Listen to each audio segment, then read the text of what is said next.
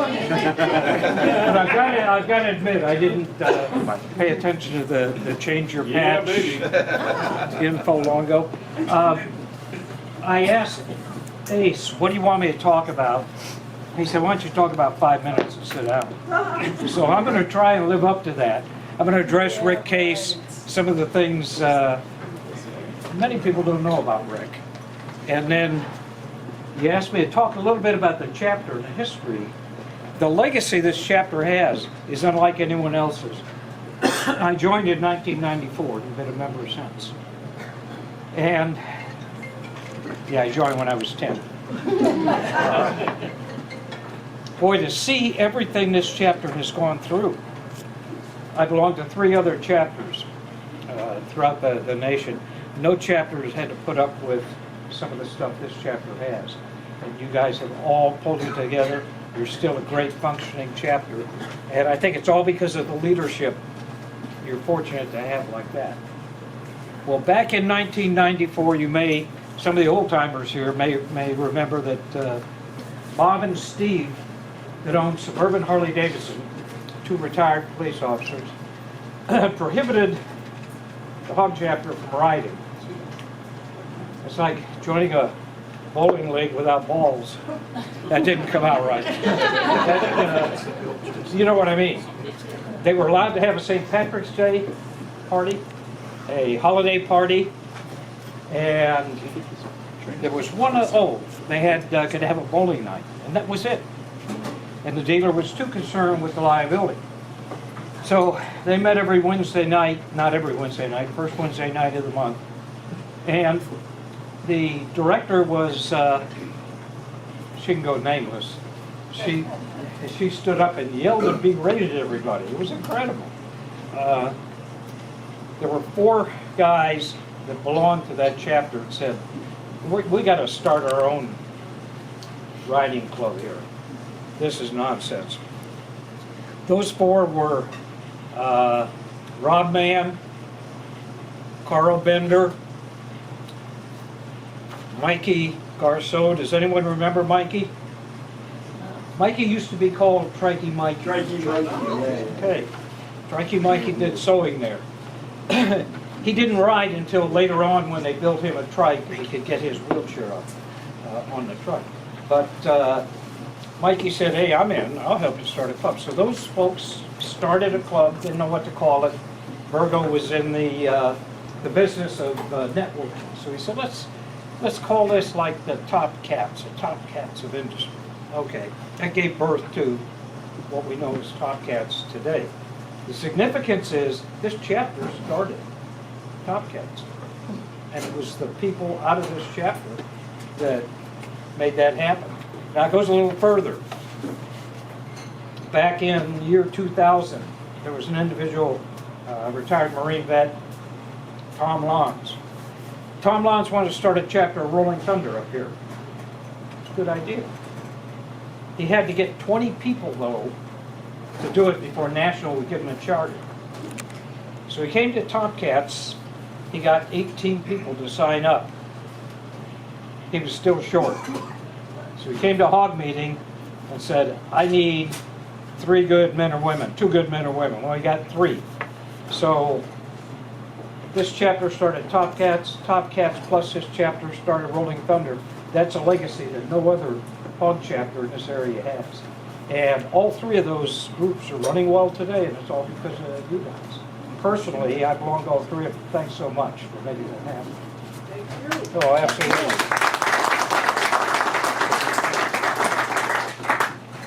If you're recording what I'm saying, I'm going to clean it up. I want to talk a little bit. Right, yeah, exactly.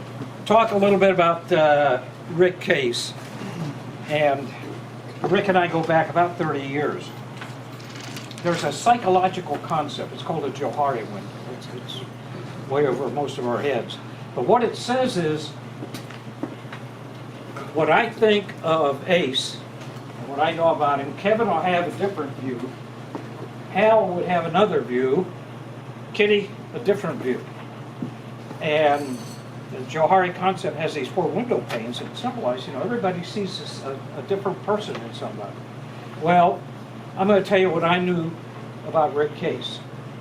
And I hope some of it is what you guys knew about him too. I couldn't re-emphasize more what you said, Ace, about just a wonderful, wonderful guy. Now, the Lakota tribe of the Sioux Indians, they say that many people will walk on your trail of life, but only a few will leave their footprints, the prints of their moccasins, on your heart. And so it was with Ric Case. You see, to me, Rick was a man who felt that extra heart tug when the American flag went by. He was a man that stood a little taller when he heard the national anthem. He was a man who wasn't embarrassed when he had tears in his eyes when he heard taps played. He was a proud veteran of our United States Army and a Korean veteran. He was a friend who didn't care. He didn't give a damn if you were a mechanic, a farmer, a brain surgeon, a banker.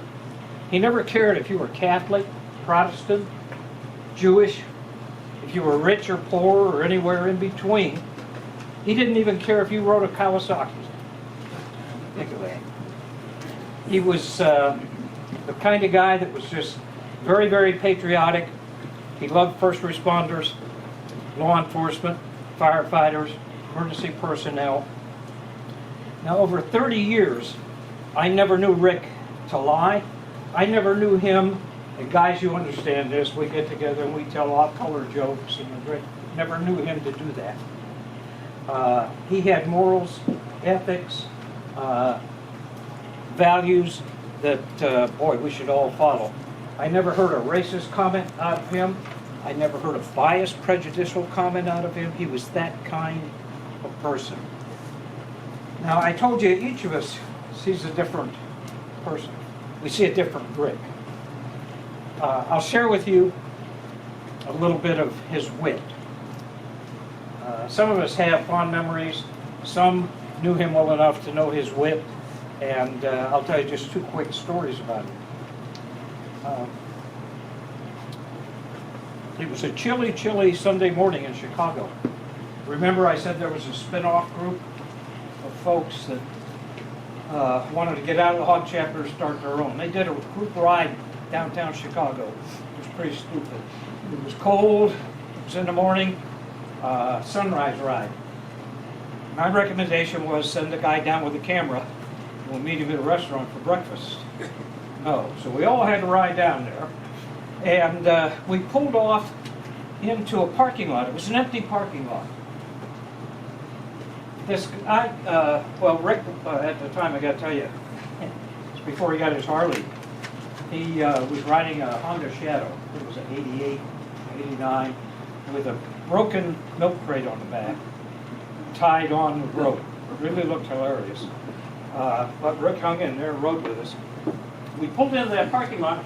This gentleman came out in broken English yelling, "No bikers, no bikers, go, go!"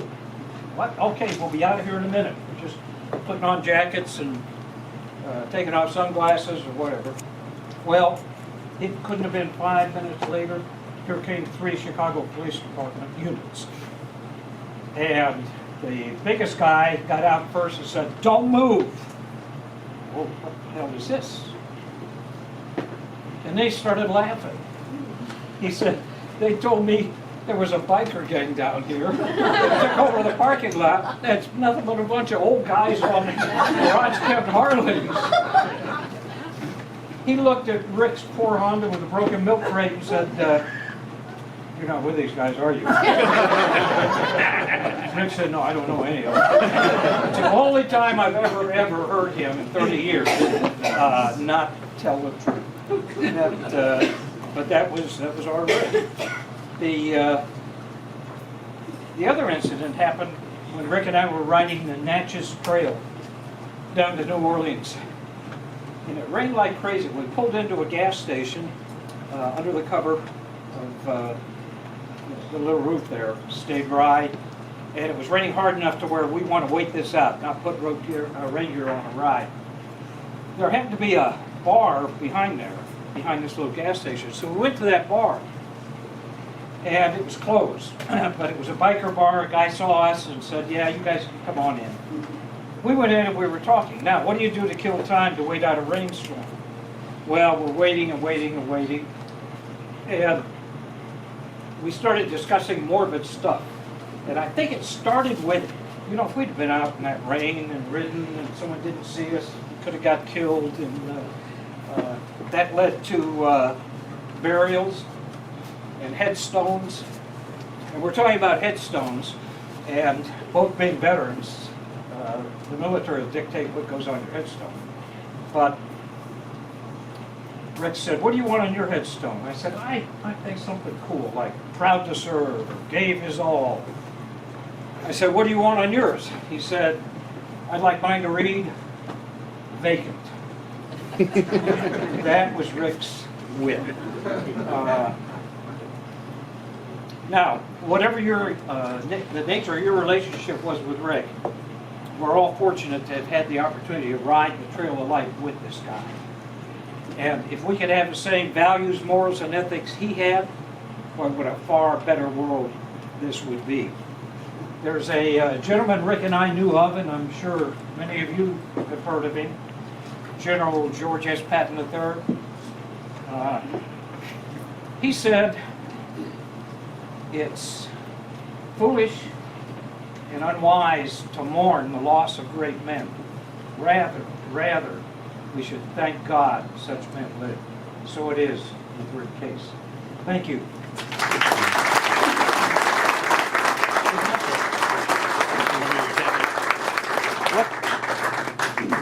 Oh, that's the other part. Thank you, Wayne. And again, thank you, Top Cats, for being here and showing your support for Ric Case. So now we are going to have a member of our chapter say a few words in regards of Ric Case. You know, following Wayne is kind of like being thrown under a bus. He can talk.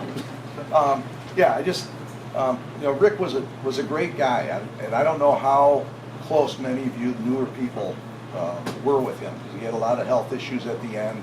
He wasn't riding with us, unfortunately, but he was so much part of the chapter with the safety, bringing in the Top Cats for the training for the road captains.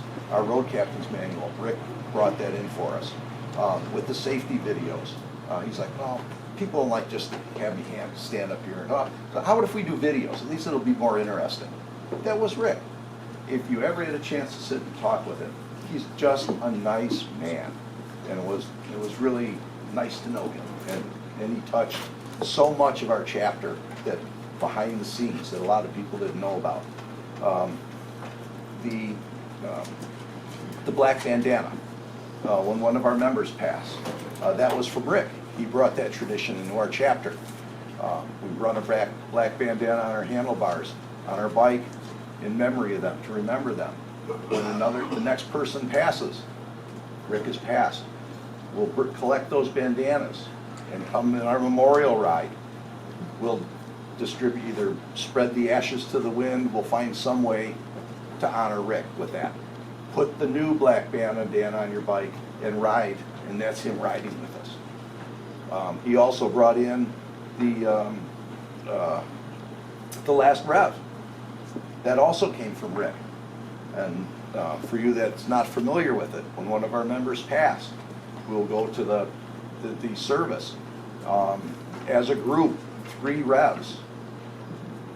Quiet, followed by 3 revs from the suite or a representative announcing to heaven that one of our bikers is coming. That all came from Rick. So remember him. Remember everybody that goes with us. And it's just a shame he wasn't around longer, because he was a wonderful man.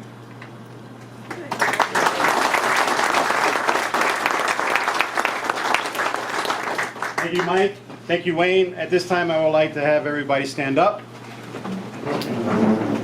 Gentlemen, please remove your hats and let us offer a moment of silence on behalf of Ric Case.